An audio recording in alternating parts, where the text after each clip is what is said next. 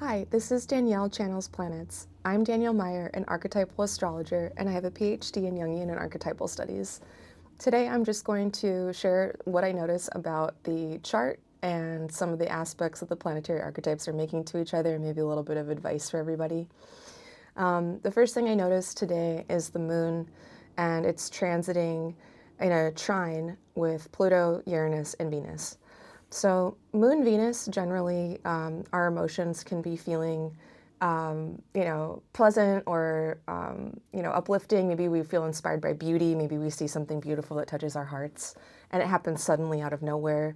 We might be feeling connected to our values that have been emerging around our authentic self and around creativity, which is Uranus, that has been disrupting but also catalyzing change around our expression of our creativity and our values that now with Uranus and Venus and Gemini might be taking on a different type of energy compared to when Venus and Uranus were in Taurus just last week, which is more about earth and materials and what we have in our lives versus Gemini energy is what we know and what we communicate and what we think. So as we go through the ingress of Uranus into Gemini, which happened on April 25th, I'm imagining that there might be some skin to shed around our creative expression as it shifts from earth to air.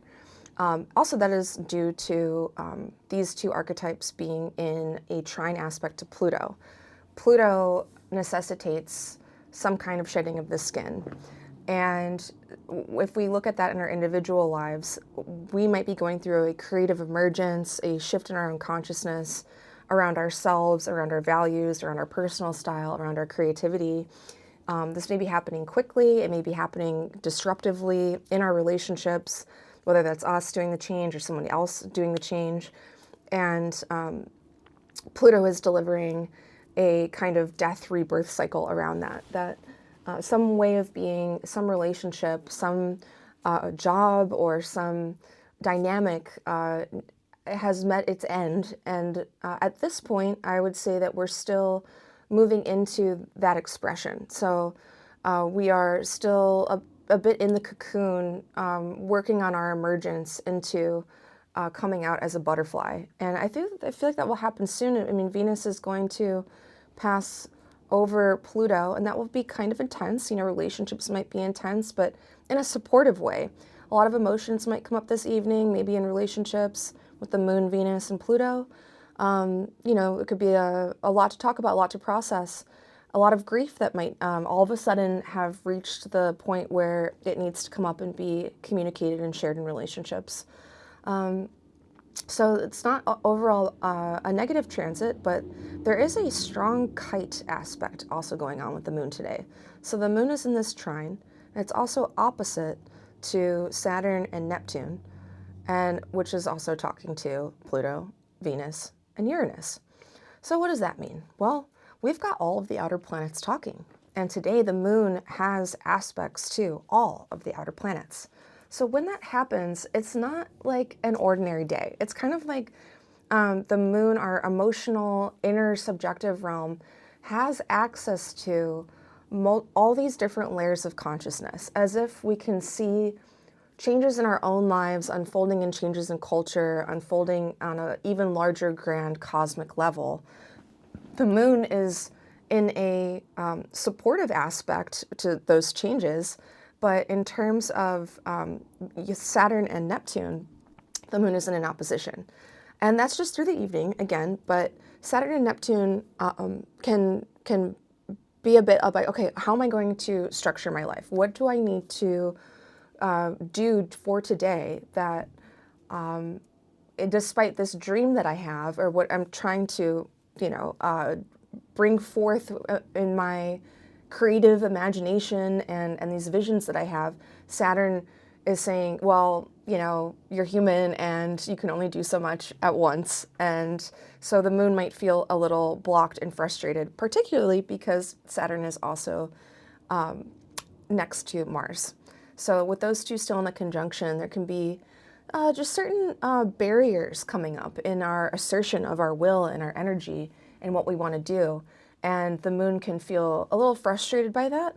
So, especially with it being in Virgo and then moving into Libra later, while the moon's in Virgo today and into the evening, we might stumble into something that challenges our perfectionism. We might be a little bit in a analysis paralysis about just, kind of a case of the Mondays a bit. So Monday being Moon Day, I think is a good day to be extra gentle. So any kind of I think it's so important to get outside and to work out or walk the dogs and, take care of the house and make a good dinner and get some chores done. But the moon might feel a little sensitive today, receiving all of these aspects from the outer planets. Yeah, it's just, there's a lot of change going on. And sometimes we need to make space to just adjust our minds and our hearts and our souls to eat good food, to rest. It might be a good night to actually, find something good to watch on a good movie that's a feel good, or talk to a friend on the phone to process some of the grief, some of the change, some of the huge, huge things that are coming into our lives now that all of the outer planets have moved into new signs, and all of the outer planets are currently talking. With Uranus in a sextile to the Saturn-Neptune conjunction, and the Saturn-Neptune conjunction in a sextile to Pluto, and Pluto in a trine to Uranus. This is huge. This is huge. So this is going on beyond this week. But when all of the outer planets come together this way, it is transformation, death and rebirth, sudden change, feeling like there's boundaries and restrictions to that. And at the same time, there's an ambiguity and a confusion around where it's all going. So that's one expression of this. On the other level, we can be stepping into a fuller, more authentic expression of ourselves at the expense of something that needs to be metaphorically destroyed or die. And that causes us to restructure our lives based around a new dream.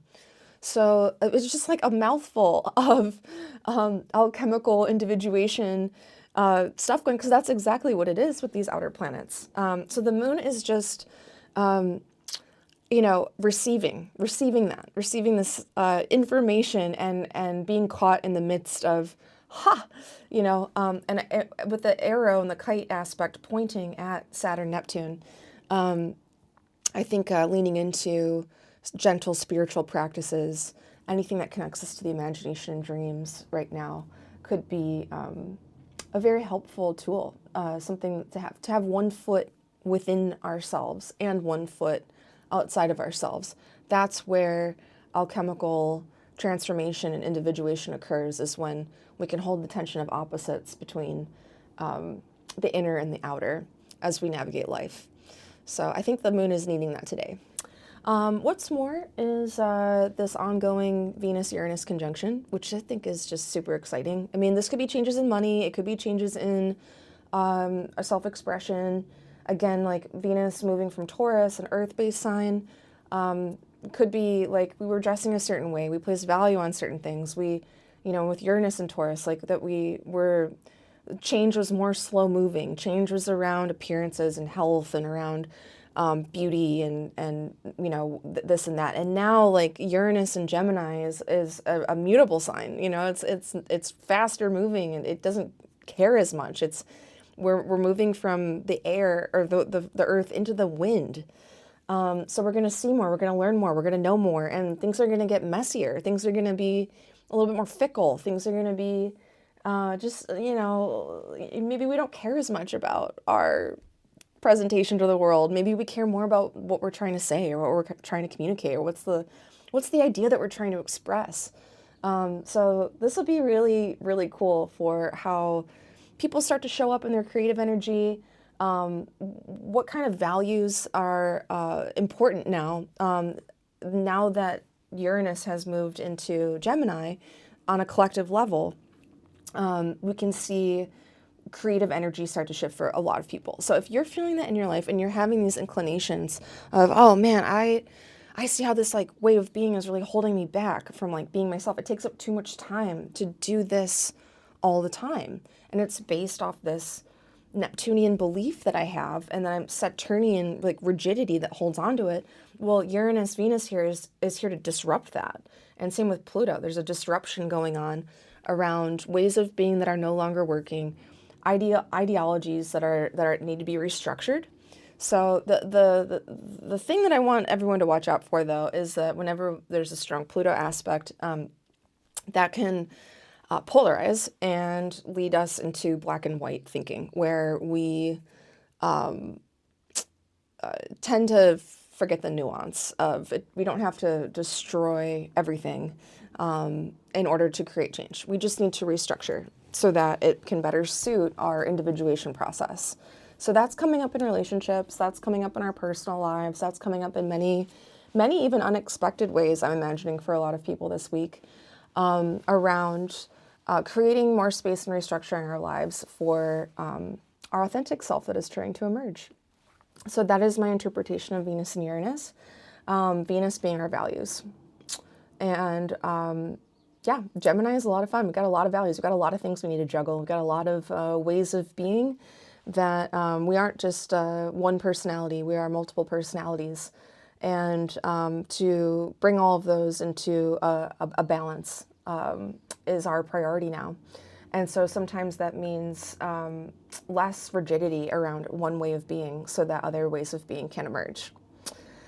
Yeah, okay, so the other thing that's happening now is the sun is moving out of a square aspect with Pluto.